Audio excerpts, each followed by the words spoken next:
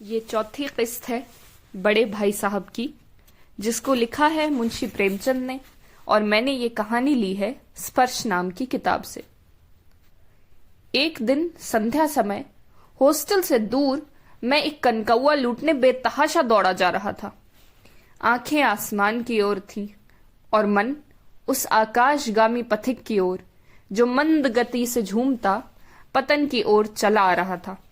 मानो कोई आत्मा स्वर्ग से निकलकर विरक्त मन से नए संस्कार ग्रहण करने जा रही हो। बालकों की पूरी सेना लग्गे और झाड़दार बांस लिए इनका स्वागत करने को दौड़ी आ रही थी। किसी को अपने आगे पीछे की खबर न थी। सभी मानो उस पतंग के साथ ही आकाश में उड़ रहे थे, जहां सब कुछ समतल है, न मोटर कारें हैं, न ट्रैम, न गाड़ियां।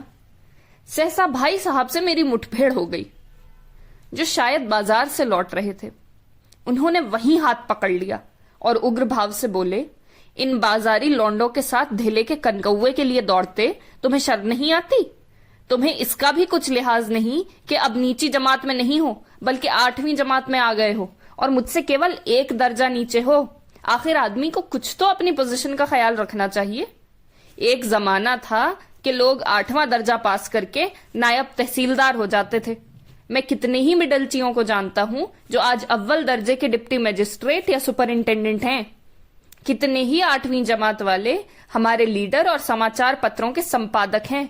बड़े बड़े विद्वान उनकी मातहती में काम करते हैं और तुम उसी 8वें दर्जे में आकर बाजारी लौंडों के साथ कनकौए के लिए दौड़ रहे हो।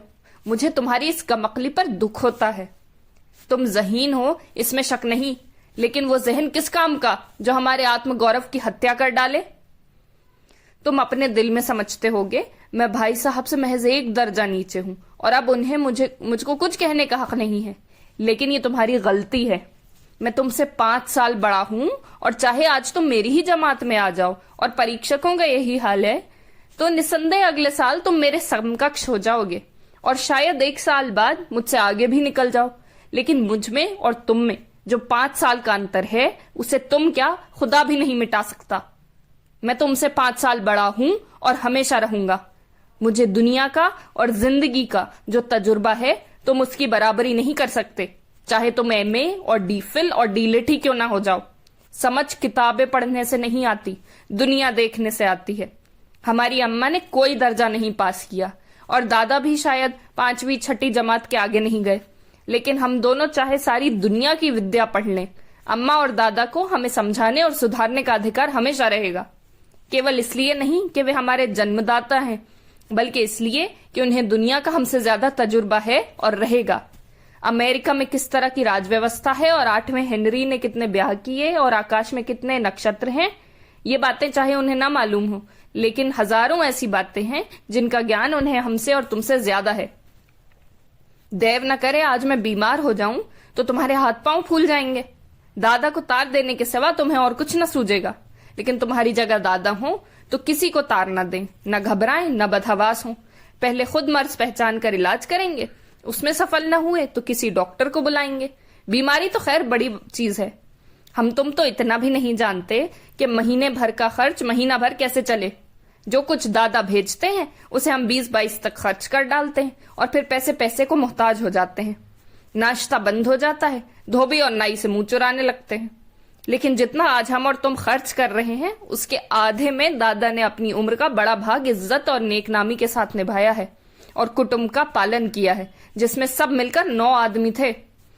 अपने हेडमास्टर साहब ही को देखो, एमए हैं कि नहीं, और यहाँ के एमए नहीं, ऑक्सफोर्ड के 1000 रुपये पाते हैं, लेकिन उनके घर का इंतजाम कौन करता है? उनकी बूढ़ी माँ। हेडमास्टर साहब की डिग्री यहाँ बेकार हो गई। पहले खुद घर का इंतजाम करते थे, खर्च पूरा ना पड़ता था, कर्जदार रहते थे। जब से उनकी माताजी ने प्रबंध अपने हाथ में ले लिया है, जैसे घर में लक्ष्मी आ गई है। तो भाईजान, ये गुरूर दिल से निकाल डालो कि तुम मेरे समीप आ गए हो और अब स्वतंत्र हो। मेरे देखते तुम बेराह न चलने पाओगे। अगर तुम यूं ना मानोगे तो मैं थप्पड़ दिखाकर इसका प्रयोग भी कर सकता हूं। मैं जानता हूं तुम्हें मेरी बातें जहर लग रही हैं। मैं उनकी इस नई युक्ति से नतमस्तक हो गया।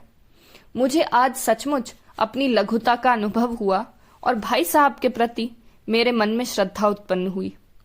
मैंने सजल आंखों से कहा, हरगिज नहीं, आप जो कुछ फरमा रहे हैं वो बिल्कुल सच है और आपको उसके कहने का अधिकार है।